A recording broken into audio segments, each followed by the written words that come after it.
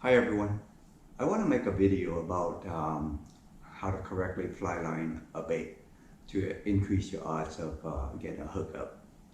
I've been in a lot of trips that are wide open, like the last trip that I went out on, where we got close to boat limits of tuna, but there were many people that still struggle to get a bite. And it really all has to do with the way they're handling their bait and not properly fly lining.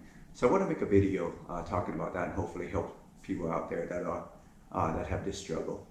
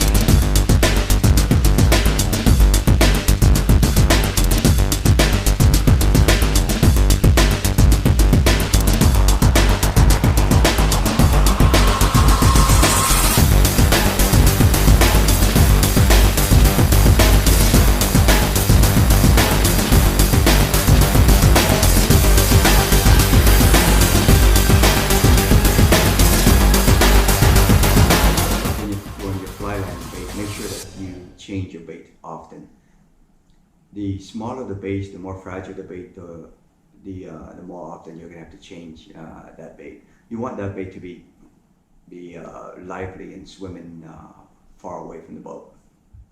Yeah, what I observe on fishing trips are people who struggle to get bites or struggle to catch a limit when the bite is really good. Um, it really all has to do with bait handling.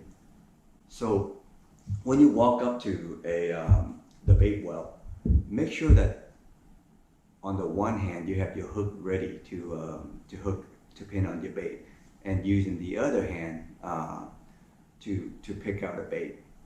I see a lot of people try to look for the liveliest bait and have a hard time catching it in the bait well. Don't don't spend or don't harass the bait while it's in the bait well. It's as lively as it was when you first spotted it. It's going to be exhausted and useless by the time you catch it. So the best method that I've found over the years is try to submerge your hand with your palm up in the bait well and guide your hand to where the bait you've selected, and try to guide that bait into your palm. Once it's in your palm, just lift up your palm. You don't have to squeeze the bait. You just kind of lift up the bait in your palm in one swoop and hook the bait onto your hook. I butt hook 90% of the time. There are a couple of situations where I would nose hook, and that would be fishing the slide when the boat is coming to a stop, and your line's gonna be dragging behind the boat. You wouldn't want to bait hook or butt hook that moment. And then also if I'm fishing a dropper loop, when I'm sending the bait down, I would nose hook at that time as well. All other times I would be butt hooking the bait. Some people call the hook kind of like the way you do with anchovies back in the old days, or shoulder hook right behind the head of the sardine, which is great as well. But for me, I prefer butt hooking the bait. It gets the bait moving very quickly. Another limitation that I observe is casting. Sometimes to successfully fly line a bait, it requires casting the bait out a little bit, maybe 15 yards or so. And some people just aren't able to do that, which you can overcome. If you're fishing on the right side of the drift, which is the side with the wind in your face, the boat will be drifting away from your bait gradually. So you can just drop your bait over the side, which I see a lot of people do, and that's fine. But what I often see, the mistake that I often see people make is dropping their bait over the side and start stripping line, which you can do that in the beginning. Just give enough line for that bait to get going. Once the bait starts going, you want the bait to pull line off your reel. You don't want to continually strip line, as I see a lot of people do, just stripping aimlessly. If you keep doing it that way, you'll lose sight of where your bait is. You won't be in contact with your bait at all. And that's how we end up with a lot of times seeing loose lines going up the side of the boat or down to the back, or if you're in the back, it just goes right under the boat. That's usually how it starts, and then it causes massive tangles. So make sure you don't do that. The other thing I observe is people don't stay in front of their bait. Make sure that you're following your bait. That old adage, no angles, no tangles, is really accurate. If you're right in front of your bait and without an angle, you'll have less chances of getting into tangles. So make sure you're if you're not in contact with your bait, if you're not constantly in contact with your bait, you're not going to know where your bait is. So even if you think your bait is in front of you and you're not creating an angle, if you're not feeling that bait could be up the bow or down the side. And you have massive, big angle and wouldn't even know it. Before you get to the bait tank, make sure that you have one hand holding your hook ready to hook the bait. You don't want to waste a lot of motion trying to hook your bait, as it'll make the bait weaker. So once you get to the bait well, have a hand holding the hook ready to hook the bait. Look for the liveliest bait in the well and try to catch it as gently as you can. You don't want to damage the bait by chasing it down. The best method that I've seen or that I've used over the years is to put your hand, submerge your hand under the water and guide the bait into your palm. And once the bait is there, don't squeeze the bait. Just lift up your hand and cradle the bait in your palm.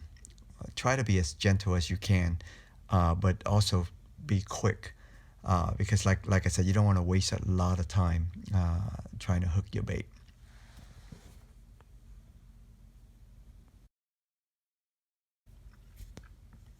Once you have a great bait pinned on your hook, what's next?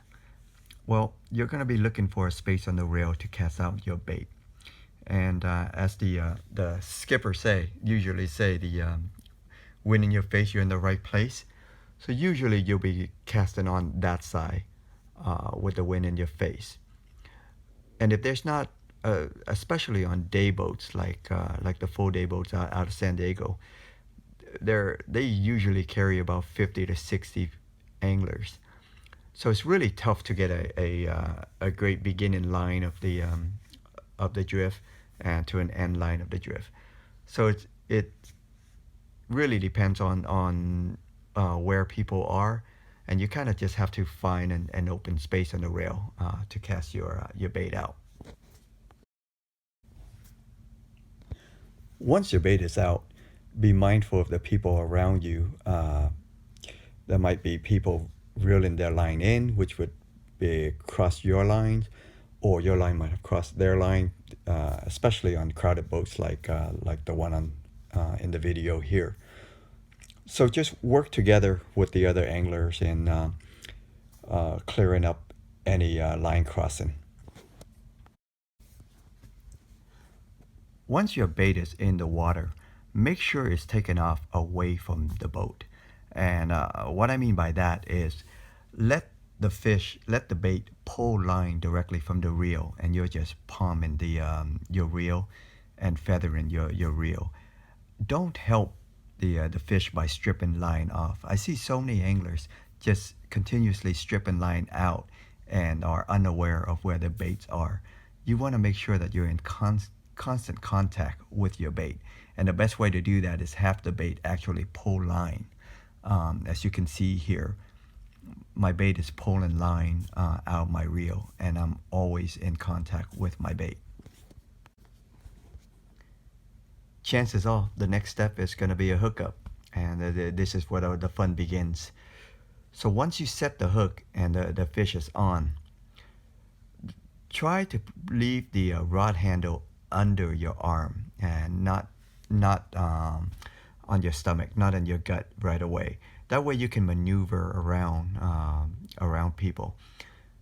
The fish is going to be very squirrely right in the beginning. There, you want to see where your fish is leading you, whether it's going to go up there toward the bow or down toward the stern, or it's going to be staying where you're at. Whatever the case, if your rod butt is under your arm, it's a lot better for you to maneuver. So in the beginning of the fight, leave it there. I know you get more leverage by sticking your rod butt on your stomach, but try to reserve that for later in the fight until you get to a spot where there aren't a lot of people, or where the fish is up and down for you to do that.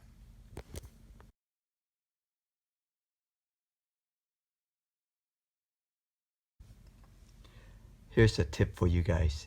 Sometimes fishing on the wrong side of the boat pays off. And it pays off big time if you know how to fish it properly. It's a little secret I want to share with you guys. Everybody knows wind in your face, you're in the right place, wind in your back, empty sack, all that good stuff. However, when there are a lot of fish around the boat, and you see boils all around the boat, one of the best place to cast your bait is on the downwind side, which is the wrong side. However, you gotta be able to cast and fish accurately, fish your bait correctly. Otherwise, the crew won't let you fish that side, because what's gonna happen? The boat's gonna drift over your bait. Your bait's gonna end up under the boat, and it doesn't do anybody good. So in order for you to fish that side, you should be able to cast out 15 to 20 yards. And it's an active type of fishing, because even if you make a great cast, your bait's gonna end up under the boat eventually, because the boat is drifting that way. So you gotta be on your toes and keep changing bait.